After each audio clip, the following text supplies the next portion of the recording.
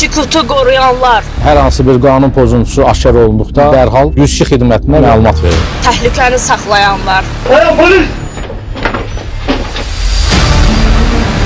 hər an hazır olanlar, Biz Azərbaycan polisi vətənimizi qoruduq.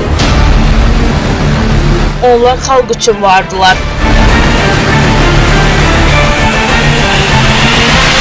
Əlbəttə ki, peşmançılığımızı çəkirik.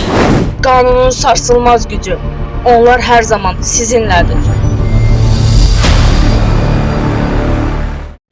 Daxili İşlər Nazirliyi Kibercinayətkarlıqla Mübarizə Baş İdarəsinə daxil olan müraciətlərdə vətəndaşlar sosial şəbəkələrdə bank və kredit təşkilatlarına bənzədilən saxta səhifələr vasitəsilə aldadıldıqlarını, nəticədə bank kartlarındakı vəsaitlərinin oğurlandığını bildiriblər. Kiberpolisin həyata keçirdiyi əməliyyat texniki tədbirlərlə qeyd edilən əməlləri törətməkdə şübhəli bilinən daha 2 nəfər 20 yaşlı Cəfər Bayramzadə və 23 yaşlı Eynullah Maylov müəyyən edilərək saxlanılıblar.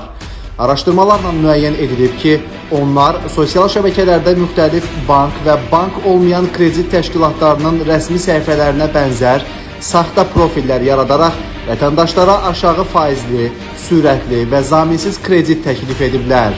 Zərər çəkənlər Cəfər Bayramzadə və Eynullah Maylovun onlara göndərdikləri saxta linklərə öz kart nömrələrini, CVV və OTP kodlarını daxil etdikdən sonra isə bu informasiyalar birbaşa həmin şəxslərin nəzarəti altına keçib. Nəticədə onlar hesablara qanunsuz giriş əldə edərək vəsaitləri müxtəlif kartlara köçürüb və sonradan nağdlaşdırıblar. Faktla bağlı baş idarədə cinayət işi başlanılıb. Vəsiqələrinin fin kodunu proqrama daxil edirdim və kreditin düşdüyünü öyrənirdim. Proqram yüklədikdən sonra öz kartımın məlumatlarını onlara daxil edirdim. Vəsait köçən kartdan pulu çəkib öz kartıma yönləndirirdim. Eynullah Maylov barəsində məhkəmənin qərarı ilə həbs qəti imkan tədbiri seçilib. Cəfər Bayramzadə ilə bağlı isə istintaq tədbirləri davam etdirilir.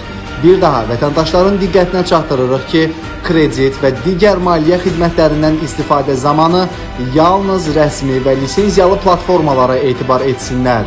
Kart məlumatlarını naməlum keçidlərdə paylaşmasınlar və şübhəli hallarla qarşılaşdıqları zaman dərhal polis orqanlarına müraciət etsinlər.